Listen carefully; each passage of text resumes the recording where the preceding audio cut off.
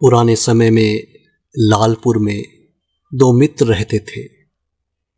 एक का नाम खोपड़ी और दूसरे का नाम चोपड़ी था।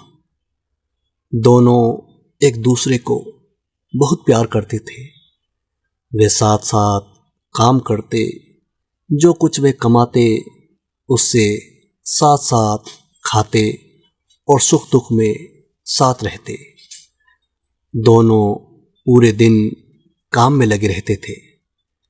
लालपुर में एक बार सूखा पड़ा। हालांकि लालपुर चारों ओर समुद्र से घिरा था, लेकिन पूरे साल पानी की एक बूंद भी नहीं बरसी थी। सारे कुएं सूख गए थे।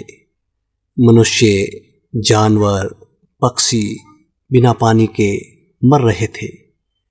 खोपड़ी एक अच्छा जादूगर था। उसके गांव वाले ही नहीं, दूर दूर से लोग उसका जादू देखने के लिए आते थे। एक दिन दोनों दोस्त घास काटने को गए। खोपड़ी को अपनी छुरी तेज करनी थी, लेकिन आसपास कहीं पानी नजर नहीं आ रहा था। ऐसे में खोपड़ी जंगल में घुस गया और जादू के बल पर जमीन से पानी निकाल लिया। उसे लेकर वह अपने मित्र चोपड़ी के पास गया। चोपड़ी को बड़ा आश्चर्य हुआ। ये पानी तुम कहाँ से ले आए? उसने खोपड़ी से पूछा। जंगल के भीतर से, खोपड़ी ने संक्षिप्त सा उत्तर दिया। देखो, मैं तुम्हारा सबसे गहरा दोस्त हूं, चोपड़ी ने लालचपूर्वक बोला। मुझे भी ये जादू सिखाओ ना। चोपड़ी, मेरे दोस्त, मुझे तुम्हारी दोस्ती पर कोई शक नहीं। खोपड़ी ने सपाट आवाज में बोलना शुरू किया। लेकिन मेरे गुरुजी का कहना था कि हर विद्या हर आदमी को सिखाई नहीं जा सकती। इसलिए अच्छा, तो मैं जादू सीखने के योग्य नहीं हूं? उसकी बात सुनकर चोपड़ी क्रोधपूर्वक चीखा। इस नाराजगी में उसने अपने मित्र का सिर धड़ से उड़ा दिया। खोपड़ी के धड़ को उसने वहीं दफन कर दिया और सिर को लेकर घर आ गया। घर पर उसने खोपड़ी के सिर को एक खंभे पर लटका दिया। रात में वह सिर चोपड़ी से बहुत सी बातें किया करता था।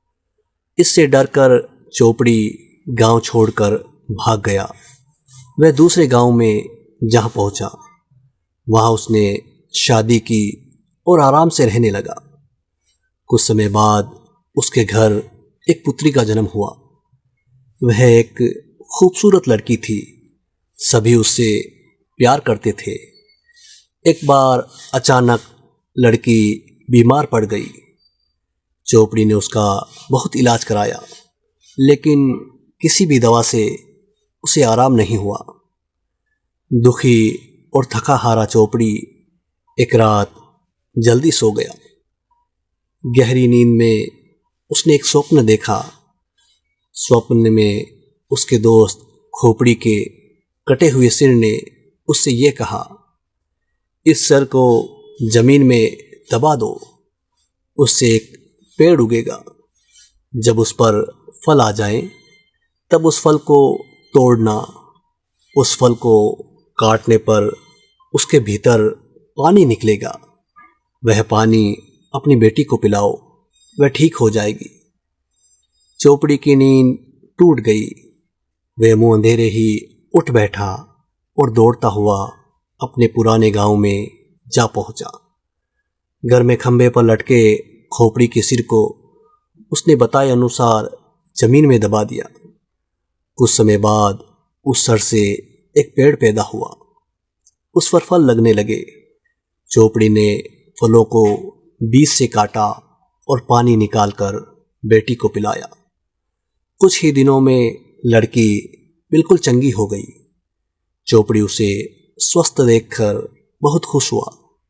उसे दुख हुआ कि उसने खोपड़ी जैसे भला चाहने वाले मित्र के साथ घात किया। लालपुर के लोग आज भी नारियल को खोपड़ी की सिर से पैदा हुआ फल मानते हैं।